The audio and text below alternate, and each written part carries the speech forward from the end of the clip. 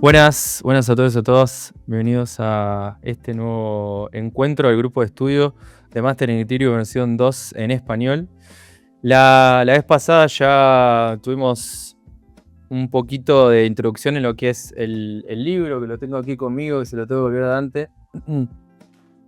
Que como ya hablamos, pasado unos recursos, lo pueden comprar, descargar en internet de distintos lugares. Y si no, ahora voy a mostrar una página a la que pueden acceder también de forma gratuita. Si son amigos de Dante también pueden acceder de forma gratuita porque lo tengo yo y yo no lo pagué, así que me lo quedé, se lo choré. No, se lo voy a devolver y no sé si lo voy a dejar en el nodo o qué, pero ya por ahora con esto tengo suficiente como para haber arrancado.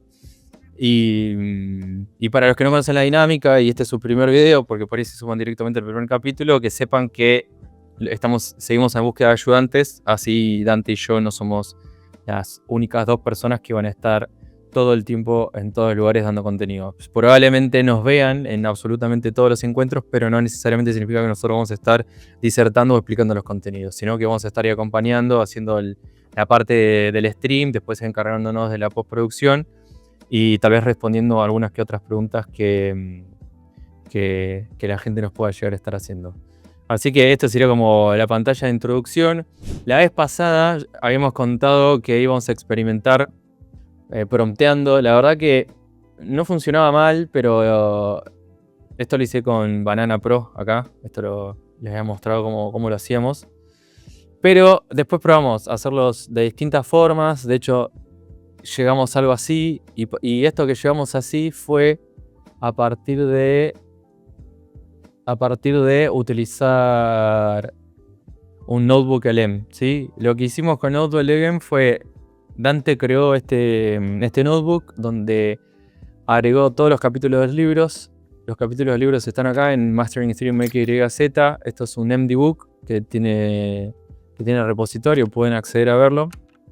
Pero básicamente tiene todos los capítulos del libro acá de forma gratuita. Lo que tiene es que esto se actualiza.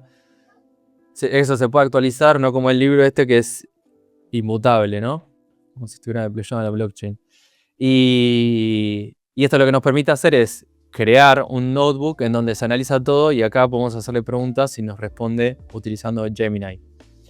Además, esto lo que nos permitió hacer es crear distintos tipos de recursos. Es decir, yo puedo venir acá y crear una flashcard, un mind map, puedo crear un montón de cosas en torno a lo que nosotros tenemos cargado acá. Y uno de los ejemplos que les vamos a mostrar ahora, que Dante lo va a utilizar también como para poner un poco en prueba, es que él creó unos slides en base a el contenido del primer capítulo que Gemini interpretó con lo que él prompteó desde este mismo Notebook LM, ¿sí?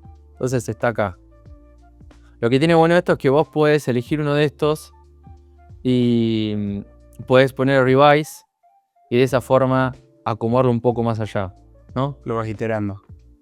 Claro, lo vas iterando. Y eso está buenísimo porque nos ahorra y nos quita un montón de overhead a nosotros para la creación de los contenidos.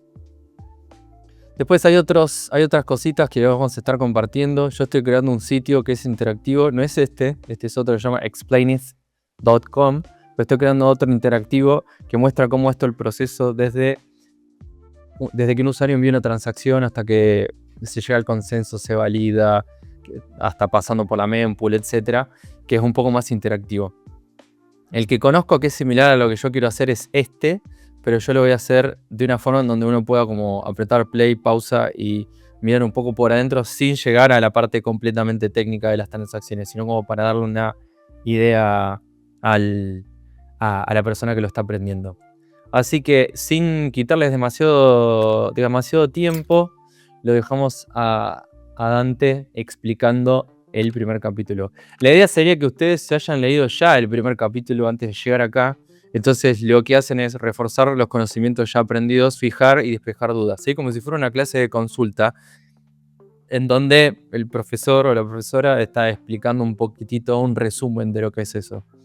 Bueno, me presento porque al principio no me presenté. Soy Dantecito, trabajo con Mata en el Red Guild y hoy les vengo a presentar un resumen, un repaso, más un repaso que un resumen del primer capítulo de Mastering Ethereum, segunda edición. Bien, bueno, el primer capítulo del libro, como dice el título, habla de qué es Ethereum desde una perspectiva técnica y desde una perspectiva práctica. Esas son como las dos diferencias que marca el capítulo al principio. La idea es dar las dos visiones, así que nada. También el libro arranca comparándolo con Bitcoin y Ethereum, por lo que pueden haber cosas que si no conocen cómo funciona Bitcoin se pierdan. Los invito a preguntar o a investigar en todo caso si les interesa el tema. A mí me parece fundamental que una persona que se esté metiendo en el mundo de Ethereum conozca cómo funciona Bitcoin. Más que nada por una cuestión histórica y por una cuestión también práctica de que es, digamos, el hermano mayor, por decirlo de alguna manera, de todo este mundo. Así que bueno, voy a arrancar explicando qué es Ethereum. Que no es una criptomoneda nomás, que ese es como capaz la parte más mediática, más masiva, que es Ether, la criptomoneda. Bueno, eso no es todo, de hecho ese no es el objetivo de Ethereum, sino que el objetivo de Ethereum es ser una computadora descentralizada mundial. Es decir, una plataforma donde cada persona sea libre de o ejecutar sus programas, subir sus propios programas, usar los programas que hicieron otros. Y aparte de eso tenemos el token Ether, que más adelante vamos a ver para qué funciona. Esto de que no es solo una red de pagos es lo que lo diferencia más que nada de Bitcoin, porque Bitcoin es una red de pagos. Bitcoin es presentado por Satoshi Nakamoto en 2008 como una red de efectivo electrónico. Y Ethereum no tiene nada que ver con eso. Tiene una parte que funciona como red de pagos, sí, pero no es su objetivo final. Acá hay una tabla comparativa donde dice que Bitcoin es una calculadora y Ethereum es un smartphone. Esto es porque Bitcoin no te permite programar arriba de la blockchain, o sea, te permite hacer evaluaciones de verdadero o falso nomás. Vos podés hacer programas para verificar que se cumple o no se cumple una condición y en base a esa evaluación enviar o no enviar un Bitcoin. Lo que Ethereum viene o sea, rompe completamente con ese paradigma y dice, no, yo soy una computadora completa, yo te permito escribir cualquier programa en mi sistema, a través de lo que se dice la máquina virtual de Ethereum, que también más adelante lo vamos a ver más a detalle. Otra diferencia importante es que Bitcoin usa la moneda como depósito de valor, porque su objetivo efectivamente es transferir valor, y Ethereum usa su moneda como una utilidad, que es esto que entre paréntesis se llama gas. Porque vamos a ver que si queremos hacer una red pública descentralizada, tenemos problemas de incentivos, y Ethereum encontró en la criptomoneda Ether la manera de ponerle un precio a los recursos que pone a disposición del público, y también la manera de, digamos, balancear el uso de estos recursos, haciendo que a través de distintos incentivos económicos, cuando el uso sea más alto, el Ether actúe de cierta manera y cuando el uso sea más bajo, actúe de otra manera. Bien, lo siguiente que menciona el libro es un poco lo que es la anatomía de una blockchain, que es lo que utiliza Ethereum, el sistema de blockchain, para mantener para, digamos, almacenar los distintos estados que tiene, las modificaciones de los balances de la gente, la memoria de los programas y demás. Que lo voy a leer de abajo para arriba. Lo primero es una red P2P. Para el que no sabe lo que es una red P2P, se refiere a una red donde cada nodo interactúa directamente con otro nodo de la red, otro participante, de par a par. Que esto se diferencia de, por ejemplo, cómo funciona, vamos a poner las redes sociales tradicionales, que se conectan a un servidor centralizado y ese servidor es el que reparte la información con el resto de participantes. Después dice bloques criptográficos. ¿Por qué? Porque cada transacción lleva una firma criptográfica. O sea, cada bloque de transacciones, que un bloque es un grupo de transacciones, lleva una firma, una huella criptográfica, vamos a decir, del bloque anterior, para que así, en caso de que haya una modificación de lo que fue el bloque anterior, si yo quiero decir que, o sea, si yo quiero falsificar el contenido del bloque anterior, no puedo, porque sí o sí tengo que poner la huella de lo que pasó realmente, y cuando el resto le llegue la información que yo estoy dando, la van a rechazar, porque al verificar esa huella se van a dar cuenta que estoy modificando lo que pasó realmente. Bien, después tenemos las reglas de consenso, que las reglas de consenso son lo que permiten que todos los nodos estén de acuerdo en lo que pasó y en lo que está pasando y en lo que va a pasar. Nosotros confiamos en la red porque las reglas de consenso están programadas, es código que uno puede leer, que uno puede ver, y nos aseguran el uso correcto de los recursos, y que efectivamente todo esto que vengo mencionando de las huellas criptográficas y demás se cumple. Y por último, la capa más arriba es algoritmo y clientes. Los clientes son básicamente los programas que implementan toda esta serie de reglas que vengo comentando para que las personas puedan participar de la red aportando, o sea, sean un nodo más de la red. Y se dice en plural porque siempre se busca que haya más de un cliente, porque buscamos que sea un ecosistema descentralizado, y si solamente hay un cliente es un único punto de falla, que si falla un cliente estamos todos en problemas. Entonces siempre se incentiva que haya más de un cliente. En el caso de Bitcoin hay una implementación de referencia que se llama Bitcoin Core, que es un programa que es, digamos, el programa oficial. En el caso de Ethereum no hay ningún programa oficial, sino que hay lo que se dice el Yellow Paper, que es la descripción matemática, digamos, de todo lo que tiene que tener un cliente para ser válido, la referencia e implementación.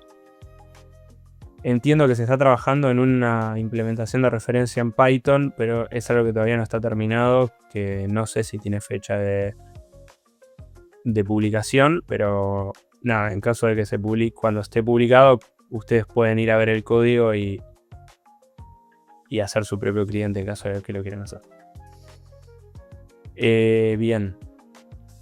Hablando, acá dice el título Anatomía de una blockchain pública. El libro también explica las diferencias entre una blockchain pública, una blockchain privada, y después hace una distinción que es muy importante, que es entre blockchain permissionless, o sea, que no requiere ningún permiso, y blockchain permissioned, que son las que requieren permisos.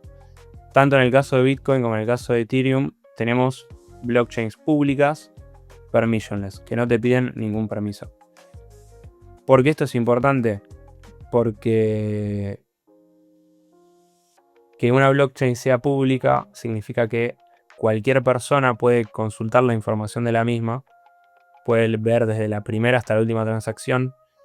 Y que una blockchain sea permissionless significa que vos, para hacer esa acción o para hacer cualquier acción, no le tenés que pedir permiso a nadie. Mientras vos estés cumpliendo las reglas establecidas en el sistema, nadie te pregunta ni quién sos, ni dónde estás, ni cómo te llamás. No tiene nada que ver con vamos a poner de vuelta, una red social tradicional, centralizada, donde si bien puedes hacer ciertas consultas públicas, en algún momento te van a pedir que te hagas una cuenta, y cuando te haces una cuenta almacenan tu información, saben quién sos y demás cuestiones. Existen, como muestra el cuadro, algunos casos donde existen blockchains permissioned o blockchains privadas, pero no son los que vamos a ver en el libro ni en el grupo de estudio. ¿Por qué podés tener una blockchain privada? Porque, no sé, podés tener algo, acá dice blockchain corporativa consorcio, podés tener capaz internamente en tu empresa un caso donde tener una blockchain te sea útil, pero no querés que esa información sea pública, ni querés que sea accedida por alguien ajeno a la empresa. Bueno, entonces ahí tenés que hacer una blockchain privada y permissionar. Y bueno, y después en los otros casos que acá dice redes experimentales aisladas, es porque para mí no existe ninguna que sea no, permissionless y privada, porque no tiene sentido. Si alguno conoce una, igual me gustaría que me lo diga. Esto que hablábamos de que te permite ejecutar cualquier programa es lo que se llama, que es Turing Complete, Turing completo. Turing fue el padre de la computación, y bueno, tiene este nombre, el concepto.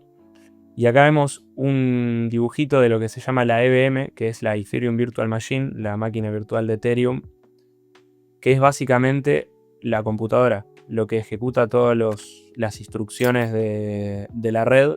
Cada nodo está corriendo esta máquina virtual, que cuando llega una transacción lo que hace es ejecutar las instrucciones que vienen con esa transacción. En caso de que sean válidas, la proponen como una nueva transacción. En caso de que fallen, se rechaza y se pasa a la próxima. Lo innovador de Ethereum es que justamente le mete esta máquina virtual a un sistema de blockchain, permitiendo tener una blockchain que es una computadora. Después, a medida que avancen los capítulos, y más si son devs y se ponen a probar, se van a dar cuenta que por las limitas, por esto que hablábamos de los recursos económicos y demás, realmente no es que podés ejecutar cualquier cosa, pero teóricamente el lenguaje, o sea, la máquina virtual admite cualquier programa. Es re flashero, eso te parte la cabeza, porque al principio pensás que es para una cosa viniendo de afuera, ¿no? O sea, viniendo de Bitcoin, leer de qué se trata Ethereum es como, ok, están haciendo algo completamente diferente, ¿no? Desde afuera, cuando uno compara blockchains, la verdad que hay un montón de diferencias en la implementación y el propósito de cada una, y en mi caso Ethereum se llevó a mi corazón. Y todo mi interés, y me nerfnipeó. Sí, creo que a todos de a poco les va a pasar lo mismo. Bien. También se llevó mi economía. Bueno, continúo. Lo que había hablado antes de los recursos económicos y el gas. Acá cuenta esta slide de cómo se resuelve el problema del halting. Y por ejemplo, por qué no se pueden hacer bucles infinitos y demás cuestiones. Bueno, que tenemos este concepto de gas, que es que cada instrucción que se va a ejecutar paga una comisión, que es lo que se llama gas. Al cada ejecución tener un costo, tenemos una cantidad de... O sea, estamos limitados. Hay un límite de gas y bueno, y también está el límite económico, ¿no? De que a no ser que tengas recursos económicos ilimitados, no podés hacer ejecuciones ilimitadas. El gas se paga en la criptomoneda Ether, que es la criptomoneda nativa de la red. Y esta criptomoneda tiene un valor que, en base al uso que tiene la red y el valor de la criptomoneda en el mercado, es lo que nos va a costar ejecutar una transacción. Porque esto tiene un mecanismo que, como dije antes, cuanto más uso tiene la red, cuanto más congestionada está, el precio del gas va aumentando, y cuanto menos uso tiene, va disminuyendo. Y bueno, y esto es un poco lo que dice el problema del halting, ¿no? O sea, no podemos dejar un bucle infinito ejecutando porque hay un límite de gas, y cuando el gas se termina la ejecución y pasamos a lo próximo. El libro cuenta un poco la historia de cómo nace Ethereum, bastante breve lo cuenta. Si están más interesados, hay un documental sobre Vitalik que cuenta bastante más, y también hay libros y demás cuestiones. Un poco Vitalik estaba metido en la comunidad de Bitcoin, y a fines de 2013 también estaba involucrado en lo que se llamó Mastercoin, que era una red que también tenía como el propósito de tener programas corriendo, que fue un fracaso, o bueno, se abandonó el proyecto por diversas razones. A raíz de estas frustraciones es que Vitalik escribe el white paper, que es como el documento que da inicio a todo esto, como la teoría, la tesis de lo que es Ethereum. Después, en el 2014, aparece Gavin Wood, que es un programador, o sea, en ese momento era un programador que se transformó, aportando a lo que hizo Vitalik, se transformó después en el CTO de Ethereum y bueno, y aportó un montón al código y demás. Una persona que creo que es coautora del libro, si no me equivoco. Y finalmente, después de años de trabajo, de 2 años, en el 2015 se mina el primer bloque, que es lo que da vida a la red. Desde ese momento hasta hoy no hubo interrupciones en el servicio, lo cual es una locura. Si ustedes se ponen a pensar, capaz no desde el lado técnico o sea, si no son técnicos, ustedes piensen que cuando van a instalar una actualización de algo, por ejemplo, una aplicación en el teléfono, la aplicación se cierra, se instala la actualización y después pueden volver a abrirla. En este caso, todas las actualizaciones se hicieron en vivo con la red corriendo. Y nada, me parece un hito tecnológico a remarcar, ¿no? Que en ningún momento se cayó. En base a esto de las actualizaciones, Ethereum nace con una serie de características que después se proponen a extender, digamos. Es un proyecto que no está terminado y falta para que esté terminado, y ya todo el tiempo hay actualizaciones en desarrollo y cosas nuevas que van surgiendo. Estas actualizaciones tienen distintos nombres. Hubieron como 4 etapas grandes de desarrollo.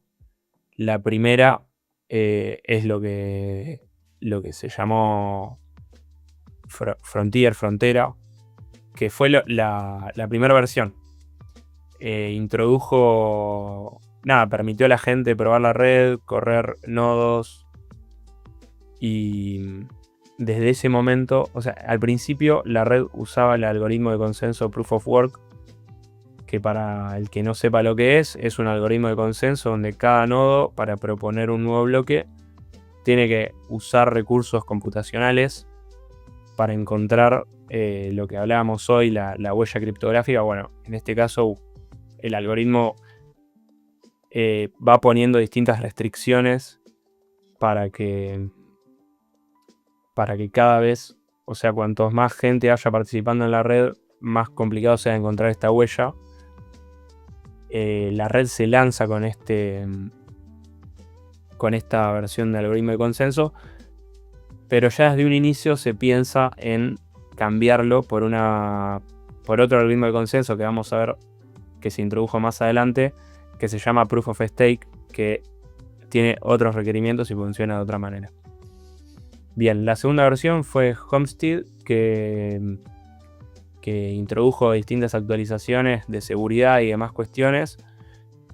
Después vino Metropolis, que en todas se fueron agregando bastantes cosas que hoy por ahí vemos como cotidianas, pero bueno, para ese momento no existían. Y finalmente en el 2022 empezó lo que se llama Serenity, que es la etapa en la que estaríamos ahora, donde se busca que la red sea sostenible y mucho más escalable. Esta etapa también se llamó en su momento Ethereum 2.0. Me acuerdo en el 2021, 2020 todo el mundo hablaba de Ethereum 2.0 como si fuese a cambiar el mundo. Ethereum 2.0 finalmente en el 2022 empezó a existir porque, como digo, es un proceso de varias actualizaciones. Y lo que marcó el inicio de la etapa fue justamente el paso a Proof of Stake, que se hizo en un principio para reducir el consumo energético, porque Proof of Work es bastante demandante computacionalmente y eso hace que tengas que tener consumo energético también alto. Y bueno, un poco argumentándose en esto y en otros argumentos más de incentivos económicos y demás, se hizo el cambio del sistema de consenso a Proof of Stake. Sí, te iba a decir si puedes explicar brevemente la diferencia entre Proof of Work y Proof of Stake. No, Proof of Work tenés que poner fierro, computadoras, a lo que se dice minar, lo que se usa actualmente en Bitcoin también, donde para proponer, para que una transacción sea válida, tiene que tener cierta huella criptográfica que se llama hash, cierto hash. Entonces vos tenés tu computadora constantemente calculando hashes hasta que encuentra el válido. Muy similar a estar minando en una mina y encontrarte un pedazo de oro, ponele. Exactamente. Proof of Stake funciona totalmente diferente. Se llama bueno, stake es justamente como apuesta, ¿no? En español. Tenés que poner... o sea, es un sistema que se basa más en los incentivos económicos que en los incentivos termodinámicos, digámosle de alguna manera. Porque vos tenés que, para proponer bloques y transacciones, tenés que dejar bloqueado una cantidad de Ether, que actualmente son 32 Ether, que no sé cuándo está el Ether ahora, pero ponele que vale $2.000, son $64.000. Y una vez que vos bloqueaste esa plata, pasás a tener lo que se dice un nodo validador. Y bueno, si no actúas de manera correcta, esa plata te van sacando plata, digamos. Y a través de incentivos económicos se aseguran que la red funcione. Básicamente uno depende del costo que uno utilice o no. Mejor dicho, cuánto uno invierte en equipamiento para minar. Si tenés un montón de empleados con un montón de herramientas excavadoras, vas a tener más chance de encontrar oro que una persona que simplemente lo está haciendo con un cincel.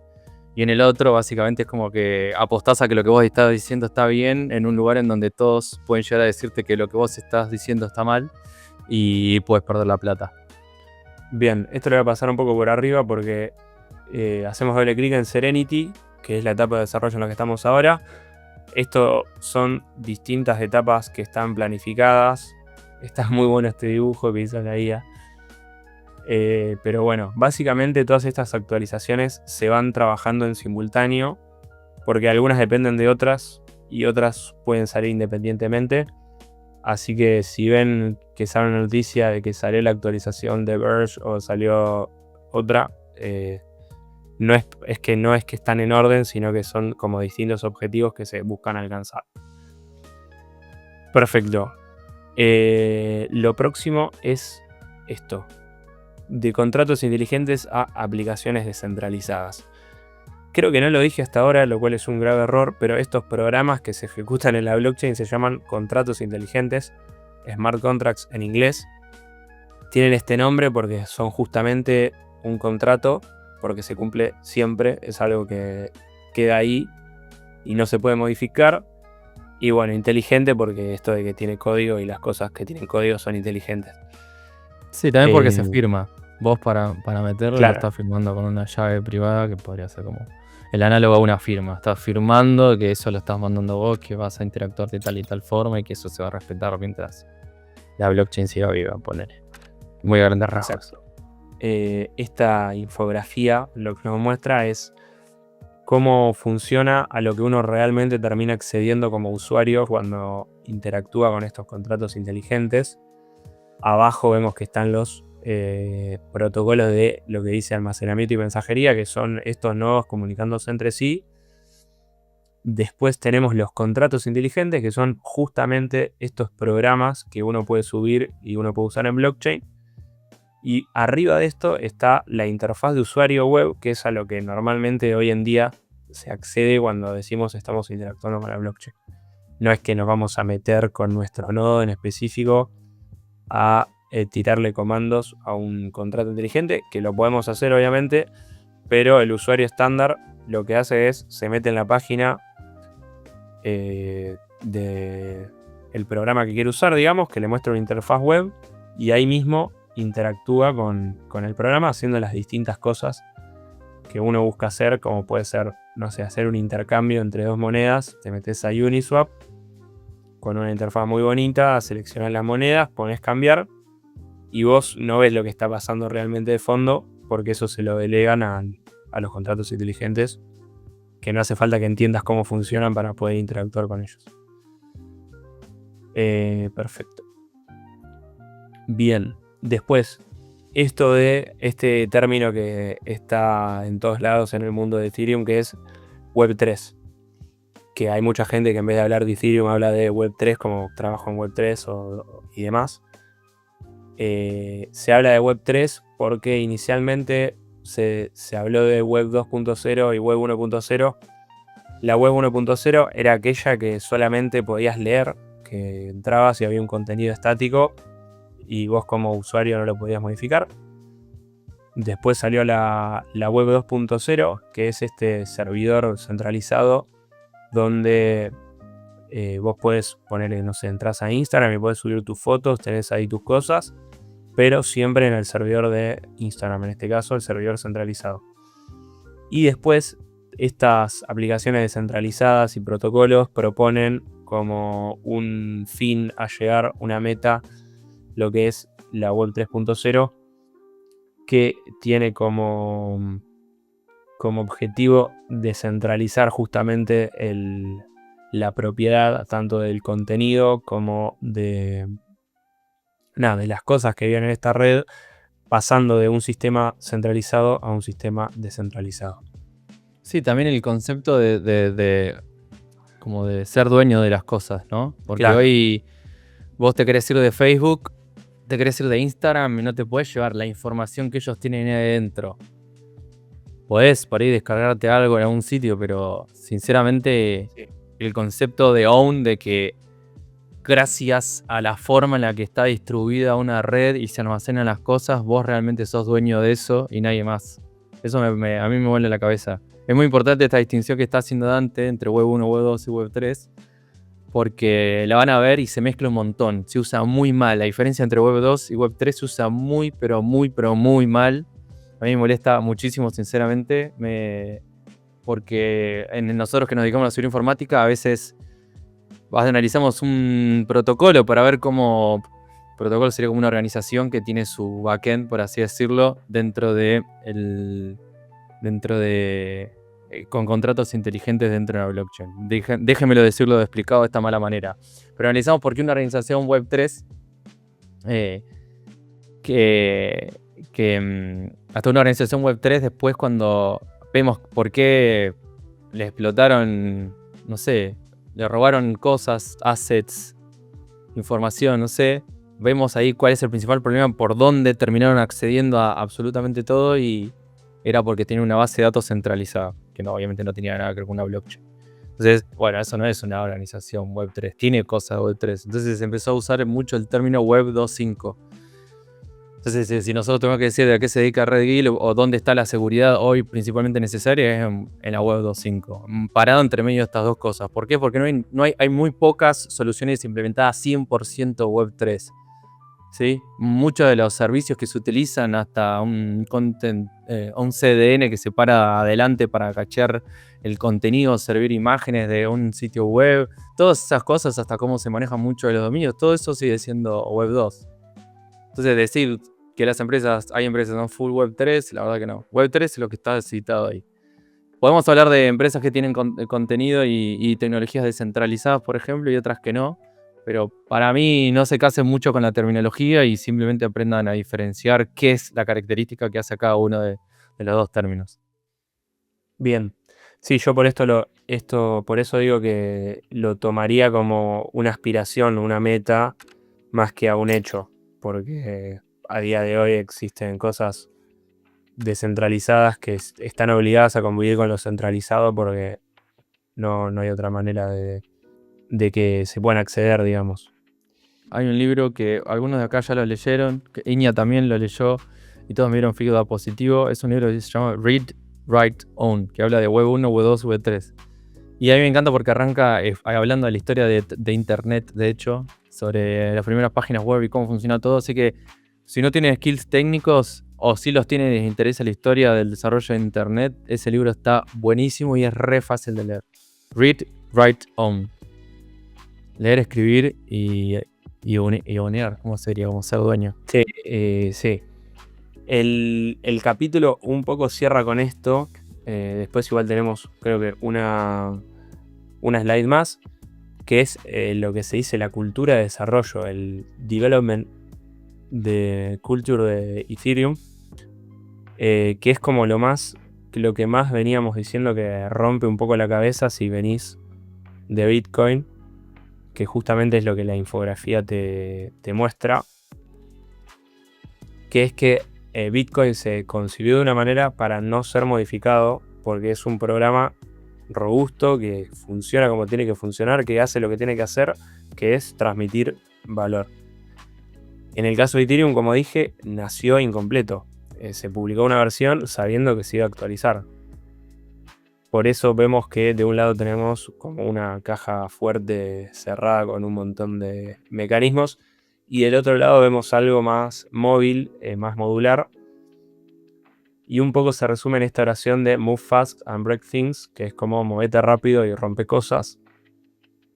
Que en la práctica no es tan así porque dijimos que no hubo, o sea, es así, pero siempre con el cuidado de no joder la red, digamos, de alguna manera. Pero bueno, siempre está este incentivo de la comunidad a proponer nuevas cosas, realizar nuevas investigaciones, nuevas actualizaciones, y siempre hay una apertura hacia la modificación de las cosas. Ha pasado que se han hecho planes que se han comenzado a ejecutar y se han dado cuenta que no iba por ahí y dijeron, esto no va más. De hecho pasó hace poco con el tema de lo que se llama las redes de capa 2, que bueno, que vamos a ver más adelante, pero había como un objetivo de decir, bueno, ahora todo va a ser, o sea, toda la escalabilidad del sistema va a este paradigma, y hace poco se reconoció que ese paradigma estaba fracasando, que hay que hacer otra cosa, y se movieron los esfuerzos a otro tipo de desarrollo. Coincido con lo que estás diciendo, solamente quiero aclarar que en su momento vinieron a traer cosas que Ethereum no estaba pudiendo satisfacer porque las tenía más adelante en el roadmap. Entonces, estamos hablando de un Layer 1, ¿no? Ethereum. Comparando un Layer 1 que tiene ese gráfico de la derecha, que hay muchas de estas cosas están en paralelo y están planificados en algún momento, y hay equipos enteros desarrollando cada uno de estos pedazos, y a veces es como que las actualizaciones se van haciendo de todas partecitas que si bien están interconectadas, hay equipos desarrollándolos en paralelo. Eso se puede ver y se puede participar porque es todo abierto. Obviamente si recién se meten, por ahí su voz no va a ser tan escuchada como la de una persona que está súper metida, pero sí sucede que vienen personas que tratan de trabajar pain points claros de la usabilidad y se meten y los escuchan porque alguien dice, bueno, y capaz que lo toma y hay recursos que se asignan a esa persona. Es todo bastante colaborativo, y también, como esto hablamos de permissionless, tanto desde participar directamente en la blockchain como participar en el desarrollo. Las reuniones de desarrollo de protocolos son todas abiertas, es decir, ustedes se pueden sumar a la próxima reunión semanal o mensual de las personas que desarrollan todas estas partecitas. Con L2 lo que sucedió es que había necesidades de cosas que iban a ir más adelante en el roadmap, entonces dijeron, queremos una blockchain encima de Ethereum, usemos toda la parte más dura de Ethereum, pero nosotros nos dedicamos a hacer este otro cosito que nos va a servir ahora, ¿no? Como por ejemplo a implementar Zero Knowledge Proof, pruebas de cero conocimiento, no voy a explicarlas ahora. Entonces eso era como una extensión de Ethereum, y otro vino con otra, y otro vino con otra. Y lo que sucedió es que ahora, de mi perspectiva, también Ethereum no estaba en un momento donde era barato utilizarlo. Entonces las L2 eran más baratas porque funcionaron de una manera como condensando un poco todas las interacciones y basándose en Ethereum. Entonces después era como que con la conexión que tenían, apoyándose en el protocolo, no necesariamente utilizaban directamente Ethereum constantemente con el valor que se tendría. Y lo que terminó sucediendo es que hoy operar en Ethereum, gracias a uno de los updates últimos que se pusieron, no está tan caro. Y dentro del roadmap se ve un poco más cercano muchas de estas principales razones por las cuales se crearon varias de las L2. Entonces la gente está empezando a perder el valor de interactuar por una L2 que también agrega complejidad, que también tiene su propia forma de trabajar. Entonces hay como todo un debate de, la L2 no sirve más, hay que cortarlas por lo sano, y otros como, hay que ver cómo pueden seguir funcionando. Así que es como un ongoing tema de conversación. Pero como decía Dante, esto es algo que al principio dijo, bueno, el futuro de Ethereum es escalando a través de L2, y hoy no diría que es tan así. De hecho, sí, hasta animaría a decirme que tal vez es lo contrario a lo que se imaginó en el momento donde se creó el propósito de las L2, que fue re bullish, porque todo el mundo estaba haciendo L2. Sí, por ahí yo dije fracasó y es muy fuerte, sino como en realidad cumplieron un ciclo, más que fracasar. Cumplieron un ciclo, esa orientación de desarrollo, la gente que lo dirige se dio cuenta que no da para más y dijeron, nos movemos para otro lado. ¿Por qué? Porque también, como dice Matt, capaz el mismo desarrollo de estas L2 desarrollaron nuevas tecnologías y nuevas formas de escalar que desde la L1 se vieron que se podían adoptar. Y bueno, y es lo que están haciendo ahora. Este dibujo súper engranaje muestra un poco lo que veníamos hablando un poco, que es como el engranaje del ecosistema. Tenemos en el medio lo que sería la blockchain, lo que nombramos recién como el Layer 1. Se dice Layer 1 porque es como la capa sobre la que está construido todo lo que está arriba. Eso capaz no lo aclaramos, pero bueno, la Layer 1 vendría a ser Ethereum. Después tenemos la lógica de los contratos, lo que es los smart contracts y esto que hablamos del gas. Y después en la parte exterior tenemos el anillo que sería la capa de aplicación, que son estas aplicaciones descentralizadas que se paran sobre estos contratos inteligentes para brindar funcionalidades al usuario final.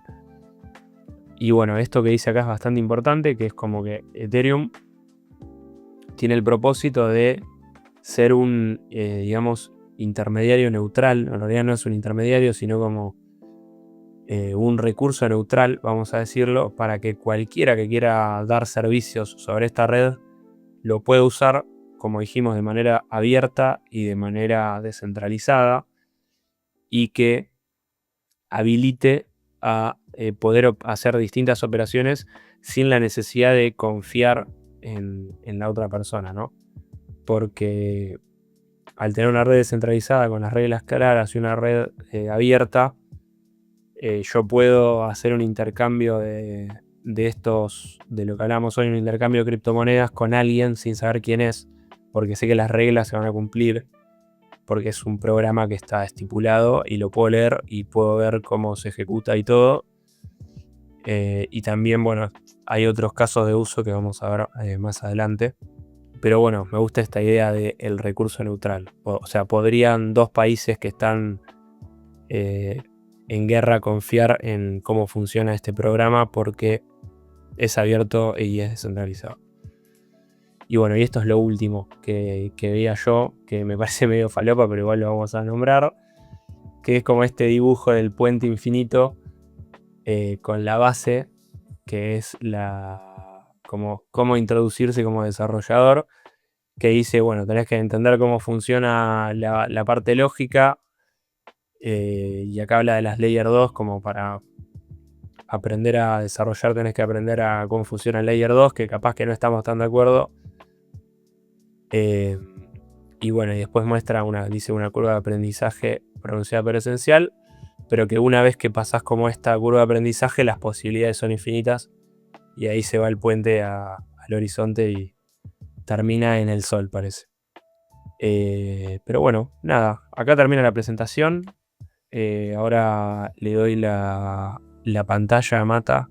Bueno, primero, en el Ethereum Roadmap ustedes pueden ver varias de las cosas. Una de las cosas que pueden ver es acá en Track Changes. Cuando hace clic acá, se les va a abrir el próximo update. Pueden ver la discusión de lo que es la definición de este update, ¿sí? Y pueden ver cómo arrancó en septiembre del 2024. O sea, muchas de las cosas que están sucediendo en Ethereum arrancaron hace bastante, no es que son unos improvisados.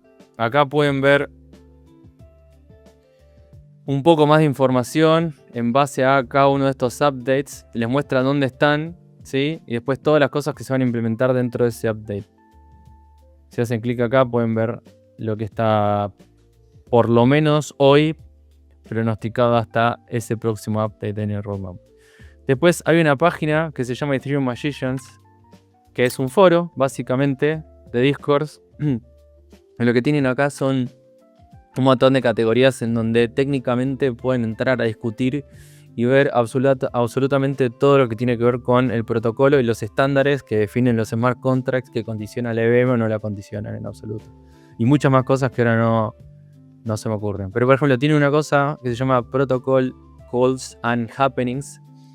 Y hay una cosa que se llama All Core Devs, que es una llamada en donde todos los devs del core, del desarrollo core del protocolo de Ethereum se juntan, ¿sí?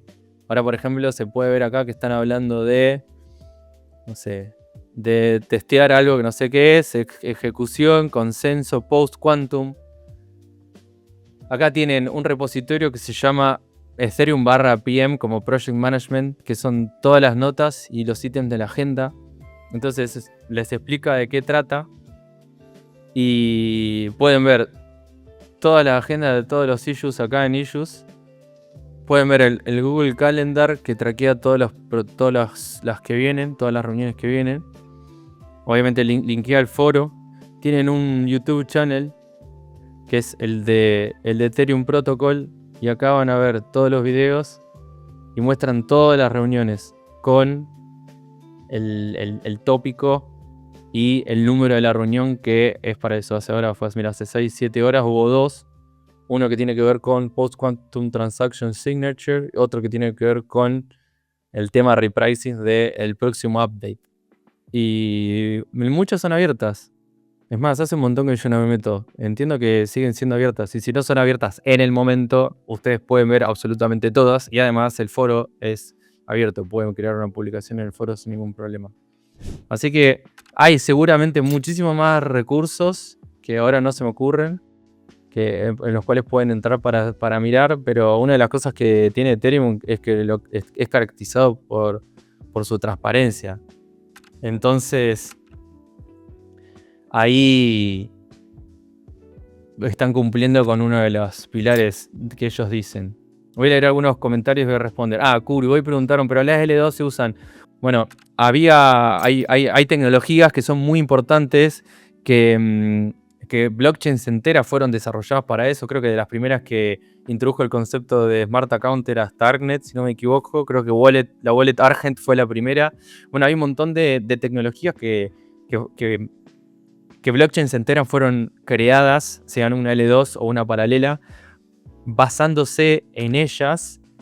Y hoy en Ethereum ya son casi una realidad, están como en la puerta, digamos. Entonces uno empieza a decir, pero si yo ya estoy teniendo todo acá, y acá estos vienen hace el 2014, no sé, le viene metiendo el roadmap, se ve todo, bla. Es como, ok, muchas personas están creyendo que por ahí no tienen sentido otras blockchain paralelas y otras L2. Ni idea, para mí, mientras siga habiendo utilidad y siga habiendo usuarios, va, pero sinceramente yo tampoco soy un maximalista. Yo utilizo lo que a mí me sirve en lo que creo y yo le pongo fichas a Ethereum. Principalmente porque me gusta cómo está organizado en torno a la tecnología y la comunidad. Así que eso me pareció como lo más puro dentro de todo lo que vi. Sí, obviamente sube el Ether y cae un montón de gente y de la nada caen un montón de proyectos falopa que desarrollan cosas que prometen un montón de que después se explota y eso le pega a la imagen.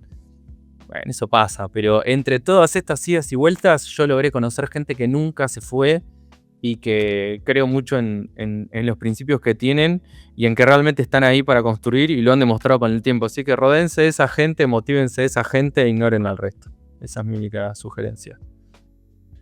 Bueno, muchas gracias a todos. Gracias por los comentarios. Gracias por los comentarios que nos estuvieron dejando.